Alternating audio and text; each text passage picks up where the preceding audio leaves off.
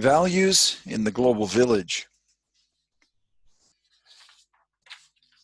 Personal values and moral values are different. When we want to investigate values in the global village, we need to understand the essence of what values are. People ask this question, what are values? And personal values advance, for example, our own objectives, such as our careers, and involves our individual likes and dislikes, such as our taste in music or in food. However, moral values have a broader scope because they affect others. They are necessary to advance the public good, and such as values as altruism, freedom, and justice. However, just as moral values exist, immoral values exist as well, such as selfishness, injustice, corruption, which undermine the public good. This distinction can also be understood as the difference between, for example, our personality and character.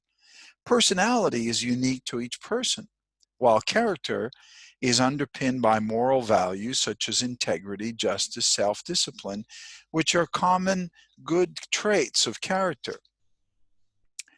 However, listing and justifying particular list of values is always very problematic in our society. People ask, whose values? I've been asked this question many times, Dr. Relevance, which values and whose values do we adopt? In my presentation to the Royal Commission on the Productivity Commission on the importance of mental health in the workplace, I was asked this question many times. So this is, listing particular values as moral is complex for several reasons. Well, one is we live in a pluralistic society. People believe all kinds of things. Number two, moral judgments can be subjective based on our own worldviews and cultures. Some moral values are shared across cultures, while others vary depending on social groups and cultural context. However, we come to the conclusion that there is a bit of a tension here between moral relativism, which is, well, anything goes, or, whose values, however, and with shared values that as a society we can rely on.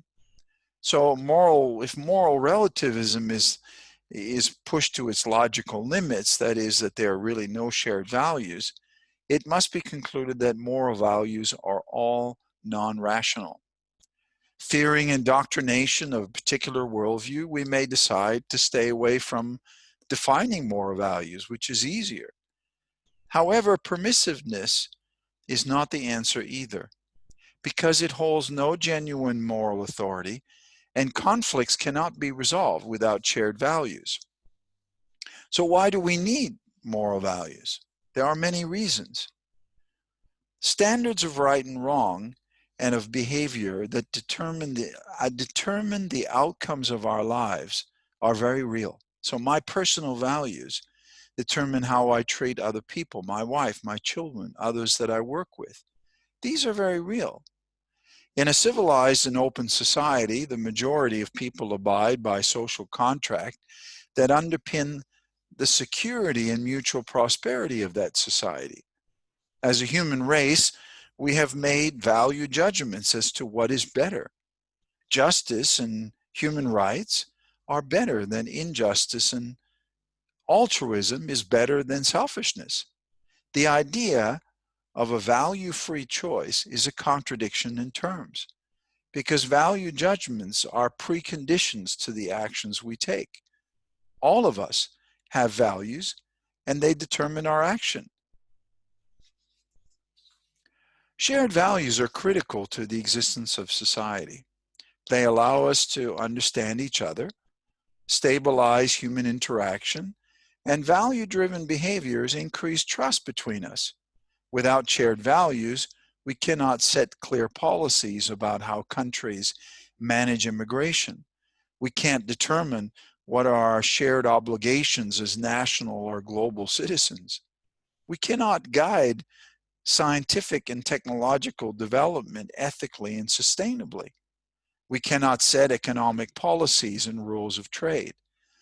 A spirit of cooperation is needed for human beings to resolve the global problems we face. We need to view ourselves as members of one human family. All humans have an obligation towards others in the human race.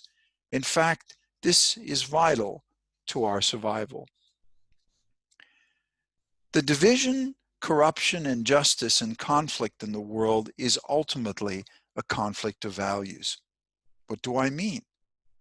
Well, what is the basis for differences in value perspective?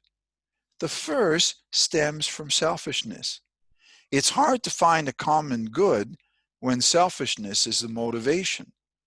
When selfishness is the center, division, corruption, and injustice often occurs. So the question is now, which shared values? The standards of values have changed according to the historical age and the environment. The core modern values from a Western perspective are the liberal values of tolerance and freedom. Provided that people do not harm the freedom and rights of others, all is good. Tolerance is important, but a willingness to tolerate the opinions and behaviors of others does not foster a willingness to understand others or even care for them. Freedom, on the other hand, requires an active participation of citizens to advance the public good. So the debates about the merits of values of different cultures around the world is one of the key conversations we have currently in our global village. People talk about what cultures are good in Australia and America and all over the world. Cultural relativists argue, well, we should celebrate diversity, which of course is important. We should celebrate multiculturalism and give equal value to all beliefs and practices. Human diversity is great when it comes to food, music, literature, and philosophy, but it's not so good when human rights and human dignity are violated. There are two key questions when we talk about culture in the global village. First, people will ask, which cultures are better? This approach focuses on who is better, and it focuses on the value of power. The second question is, what values do we have in common? This focus is on cooperation. We need a shared value perspective that will serve the common welfare of humanity and be unchanging. After all, we are looking for values that we can rely on from generation to generation. In my PhD, I drew on moral philosophy, computer ethics, and moral psychology to identify a values framework. And in the end, you can see from here, the essence of morality is fundamentally reasoning, emotion, and behavior. That is, that more reasoning, we seek truth. Moral behavior, we seek beauty, and moral character is about goodness. So all aspects of human values and morality are about moral reasoning, about moral emotion, and moral behavior. What we think, what we feel, and what we do. Underpinning these are the values that we see here. This will be explained in another video at another time. But let's finish with this thought. The development of science and technology and the growth of economics has had a great influence on fostering values. Actually, we could call this the materialistic value perspective. So materialism has become an important value in our society. So to say we don't have a values perspective is false. In fact, it exists and is there. And the materialistic value perspective is definitely a powerful one. However, in the final analysis, The standard value that will serve the common welfare of humanity is love, an absolute moral standard. That means when we use the word absolute, it means that it is unchanging. Love can be considered absolute because it is unchanging. It exists independently and is not relative to one particular culture or another. Love, for example, is the core value that drives motivations, decisions, and actions in my family and in all of our families. One could argue that this standard of love in the family has never changed in history. Despite the fact that people have not always loved their family as the way they should, people of good conscience and religion have always placed love as the highest value. In love, there is no discrimination based on color or nationality. Love, in that sense, is impartial. From a spiritual perspective, a standard of value that serves the welfare of others and is unchanging is based on God's love. This can be referred to in this way as an absolute value perspective. Many spiritual texts share a common view that goodness includes an ethics of love and self-sacrifice. God's love is the source of truth, goodness, and beauty, which forms the basis for all religious virtues. When you think about it, truth, beauty, and goodness, as we referred to, it has a very deep philosophical and historical tradition of the belief that human values are based on truth, beauty, and goodness. But it's also interesting that these values form the basis for religious virtues. For example, in Islam, it talks about the responsibility of loving others. Hinduism talks about to love is to know God.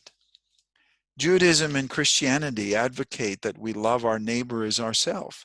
Confucianism encourages us to embrace universal value, that is, a true form of benevolence and righteousness, the two core values of Confucianism, while Sikhism maintains that one should be known as true, who the truth is devoted in love. And in Christianity, God is love.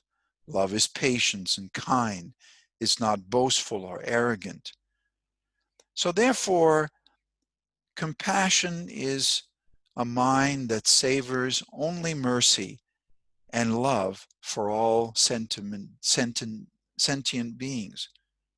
Such is what Buddhism encourages us to do.